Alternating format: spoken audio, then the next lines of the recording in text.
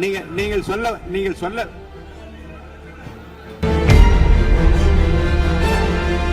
அமைச்சர் இப்போது 110 விதியின் கீழ் விளக்கம் அளிப்பார். இந்த விளக்கத்தில் உங்களுக்குள்ள கருத்துக்களை உங்களுடைய கட்சியின் சார்பில் பேச இருக்கின்றார்கள். பேசுகிறப்போ உங்க கருத்தை சொல்ற உரிமை நான் தருகிறேன். இந்த 0 அவர் கிடையாது. வினாக்கள் பாருங்க.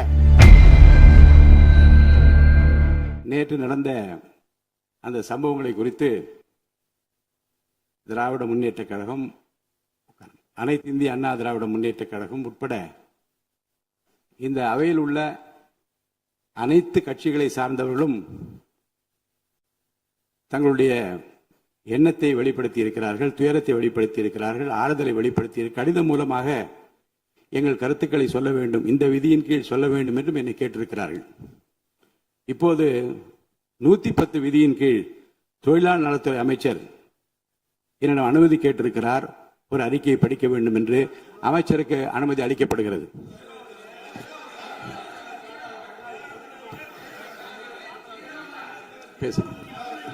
மாண்புமிகு பேரவைத் தலைவர் அவர்களே,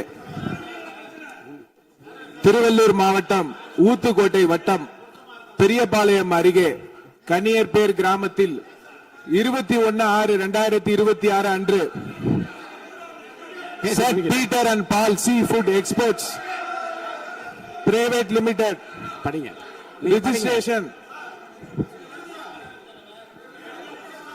நீங்க படிங்க என்ற தனியார் கடல் உணவுகளை பதப்படுத்தும் தனியார் தொழிற்சாலையில் ஐஸ் பிளாக்ஸ் ஜெனரேட்டருக்கு செல்லும் பைப்லைன் வால்வில் எதிர்பாராத விதமாக ஏற்பட்ட விபத்தின் காரணமாக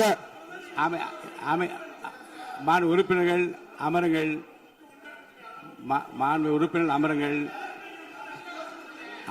உறுப்பினர்கள் அமருங்கள். நானா சட்ட விதிகள் தர வேண்டாம். அமைதியா உட்காருங்க. முதல்ல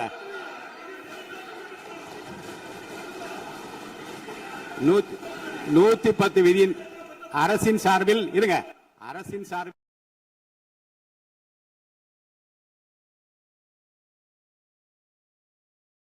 சொல்லட்டும். நீங்கள் சொல்ல உட்காருங்க. நான் சொல்றேன். நீங்கள் சொல்ல விரும்புகிற கருத்துக்களை இன்றைக்கு ஏறத்தாழ 11 பேர் பேச இருக்கின்றார்கள். நீங்கள் என்ன சொல்ல விரும்புகிற கருத்து இருங்க. அமைச்சர் இப்போது 110 விதியின் கீழ் விளக்கம் அளிப்பார். இந்த விளக்கத்தில் உங்களுக்குள்ள கருத்துக்களை உங்களுடைய கட்சியின் சார்பில் பேச இருக்கின்றார்கள். பேசுகிறப்போ உங்க கருத்தை சொல்ற உரிமை நான் தருகிறேன். இந்த 0 அவர் கிடையாது. வினாக்கள் பாருங்க. பிசினஸ் அட்வைசரி கமிட்டியில உட்கார்ந்து பேசுகிற போது வினாக்கள் விடைகள் நேரமும் 0 அவர் கிடையாது என்று சொல்லிவிட்டோம். இப்போது இதை பற்றி இந்த கருத்துக்களை நீங்கள் பேசுகிற போது உங்கள் உறுப்பினர் சார்பில் எடுத்து வைக்க நான் அனுமதி அளிக்கிறேன். அப்போது நீங்கள் தாராளமாக பேசலாம். மாண்புமிகு அமைச்சர் பேசுங்க. மாண்புமிகு பேரவைத் தலைவர் அவர்களே, திருவள்ளூர் மாவட்டம் ஊத்துக்கோட்டை வட்டம் பெரியபாளையம் அருகே கன்னியர்பேர் கிராமத்தில் 21/6/2026 அன்று Saint Peter and Paul Sea Food Exports Private Limited company என்ற தனியார் கடல் உணவுகளை பதப்படுத்தும் தனியார் தொழிற்சாலையில் ஐஸ் பிளாக்ஸ் ஜெனரேட்டர் மிஷினுக்கு செல்லும் பைப்லைன் வால்வில் எதிர்பாராத விதமாக ஏற்பட்ட விபத்தின் காரணமாக அமோனிய வாயு கசிவு ஏற்பட்டுள்ளது.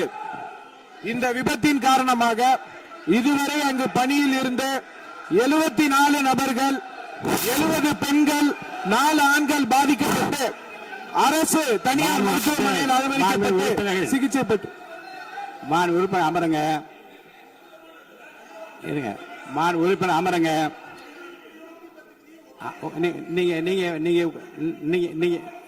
நீங்க உட்கார்ந்தீங்கன்னா தான் நான் பேச முடியும். உட்காருங்க. எல்லாரும் உட்காருங்க.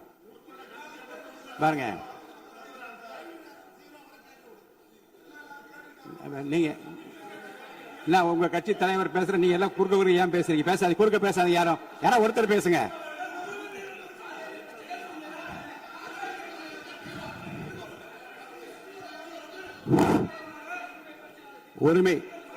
உரிமை மீறல் பிரச்சனை, உரிமை மீறல் பிரச்சனை பற்றியும் நீங்கள் எனக்கு காலையில் எனக்கு கொடுத்திருக்கிறீர்கள். அது இருங்க, அதை உரிய நேரத்தில் தான் எடுக்க முடியும். இப்போது அதை எடுத்துக் இல்லை. இருங்க, நான் திரும்பவும் சொல்கிறேன், உங்கள் பிரச்சனையை பற்றி முற்றிலுமாக பேசுவதற்கு வாய்ப்பு இல்லை என்று நான் சொன்னால் நீங்கள் கவலைப்படலாம். உங்கள் கட்சியின் சார்பில் பேசுவதற்கு இன்றைக்கு அனுமதி அளிக்கிறேன். அப்ப பேசுகிற போது உரிமையும் பிரச்சனையும் பேசுங்கள், கோரிக்கை பற்றி பேசுங்கள், அமைச்சர் கூறியதுக்கும் பதில் பேசுங்கள்.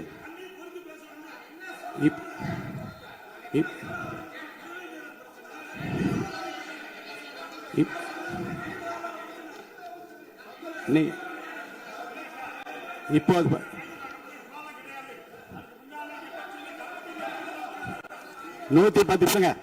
110 விதியின் கீழ் அமைச்சர் இருங்க, 110 விதியின் கீழ் 110 விதியின் கீழ் வேறு பிரச்சனை குறித்து அவர் பேசுகிறாரு. நீங்க அதை கேட்டுவிட்டு உங்க பிரச்சனை பற்றி நான் பதில் சொல்றேன். அது வரைக்கும் அமைதியா உட்காருங்க. பேசுங்க. மாண்புமிகு பேரவைத் தலைவர் அவர்களே, இருங்க, எதுக்கு இருங்க, இல்லங்க இருங்க, இல்லங்க பாருங்க, சபை விதிகளுக்கு உட்பட்டு தான் நடக்கிறேன். தயவுசெய்து சொல்றேன். அப்புறம் முன்னாடி அப்படி நடந்தது. பாருங்க, உரிமை பிரச்சனை பாருங்க, உரிமை பிரச்சனை. நீங்க பதிலுக்கு பதில் பேசியா இருந்தா என்னால பதில் சொல்ல முடியல. கொஞ்சம் அமைதியா கேளுங்க.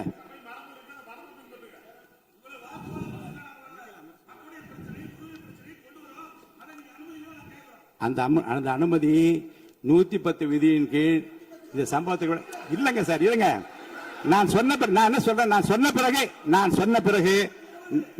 பிறகு அமைச்சர் தான் நீங்க அந்த 110 விதி பேசுவார். நீங்க உட்காருங்க, உரிய நேரத்தை அதை பற்றி அனுப்புங்க.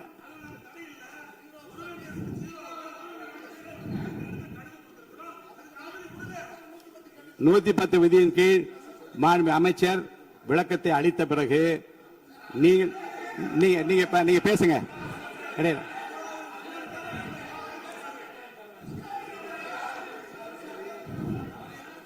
எல்லாம் ஒண்ணுதான்.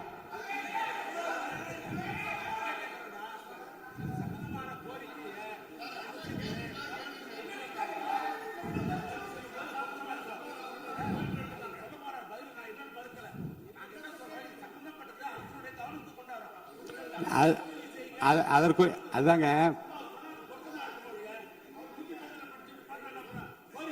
இல்ல 110 மாண்புமிகு உறுப்பினருக்காக சொல்றேன். 110 விதியின் கீழ் மாண்புமிகு அமைச்சர் பேசிய பிறகு விவாதம் இல்லை. இருங்க, பேசி முடிச்சார். பேசி முடிச்சார். இருங்க, நான் இப்போ பாருங்க, உங்களுக்கென்று உங்களுடைய கட்சியினுடைய உறுப்பினர் பேசுகிற போது இதே பிரச்சனையை கொஞ்சம் கலந்து பேசுங்க. நீங்க அப்பவும் சொல்லுங்க.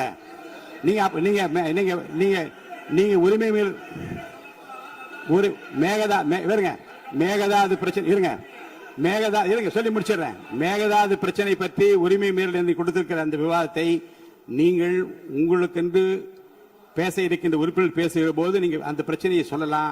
அதற்குரிய பதில் நான் சொல்றேன். அது உரிமை பிரச்சனையாக ஏற்றுக்கொள்ள முடியாத மாண்புமிகு அமைச்சர், நீங்க பதில் சொல்லுங்க.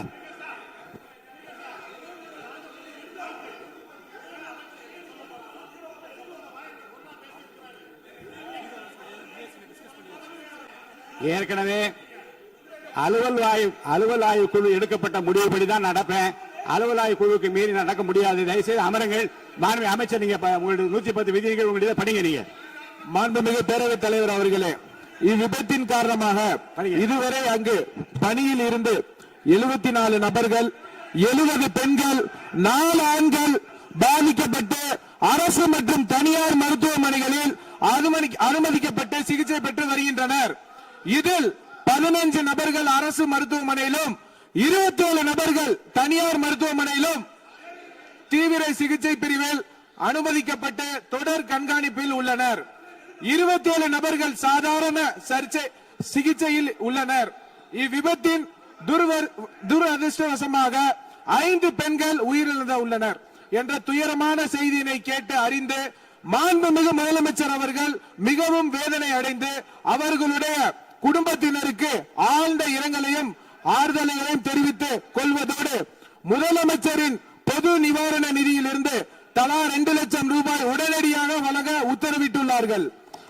மேலும் அவர்களின் உடல்களை சொந்த மாநிலத்திற்கு அனுப்பி நல்லடக்கம் செய்வதற்கான செலவினை அரசே மேற்கொள்ளும் எனவும் தெரிவித்துள்ளார்கள்.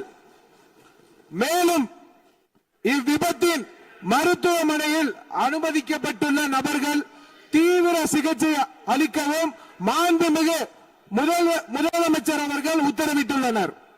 மேலும் இவ்விபத்தில் உயிரிழந்த மற்றும் பாதிப்படைந்த தொழிலாளர்களுக்கு தொழிலாளர் மாநில ஈட்டுறுதி காப்பீடு திட்டம் என்ற முறையில் இஎஸ்ஐ பிஎஃப் வருங்கால வைப்பு நிதியை வழங்கிடவும் மாண்புமிகு முதலமைச்சர் அவர்கள் உத்தரவிட்டுள்ளார். இவ்விபத்தின் குறித்து இயக்குனர் தொழிலாள பாதுகாப்பு மற்றும் சுகாதாரத்துறை இயக்குனர் பொது சுகாதாரத்துறை மற்றும் தமிழ்நாடு மாசு கட்டுப்பாட்டு உறுப்பினர் செயலாளர் தலைமையில் ஆய்வு மேற்கொள்ளப்பட்டு முதற்கட்ட விசாரணை அறிக்கையின் 24 மணி நேரத்துக்கு உள்ளாகவும் முழுமையான விசாரணை 3 நாட்களுக்கு சமர்ப்பிக்குமாறு மாண்புமிகு முதலமைச்சர் அவர்கள் உத்தரவிட்டுள்ளனர். இனி வரும் காலங்களில் இது போன்ற விபத்துகளை தவிர்க்கும் பொருட்டு அசாடஸ் இண்டஸ்ட்ரிகளை உடனடியாக குழு அமைத்து ஆய்வு செய்யவும் மாண்புமிகு முதலமைச்சர் அவர்கள் உத்தரவிட்டுள்ளனர். அதன் அடிப்படையில் உடனடியாக நடவடிக்கை மேற்கொள்ளப்படும் என மாண்புமிகு பேரவைத் தலைவர் வாயிலாக தெரிவித்துக் கொண்டு மொத்தம் 54,957 தொழிற்சாலை உள்ளன. இதில் தொழிலாளர்கள் 27,65,313 தொழிலாளர்கள் உள்ளனர். இதில் அபாயகரமான தொழிற்சாலைகள் 6,669 உள்ளனர். இனிவரும் காலங்களில் தமிழ்நாடு முழுவதிலும் உள்ள அனைத்து தொழிற்சாலைகளிலும் இதுபோல் நடக்காம இருக்க அனைத்து விதமான நடவடிக்கையும் மேற்கொள்ளப்பட்டு சட்ட ரீதியாக நடவடிக்கை மேற்கொள்ளப்படும் என்பதை பேரவைத் தலைவர் வாயிலாக தெரிவித்துக் கொண்டு விடைபெறுகிறேன். நன்றி.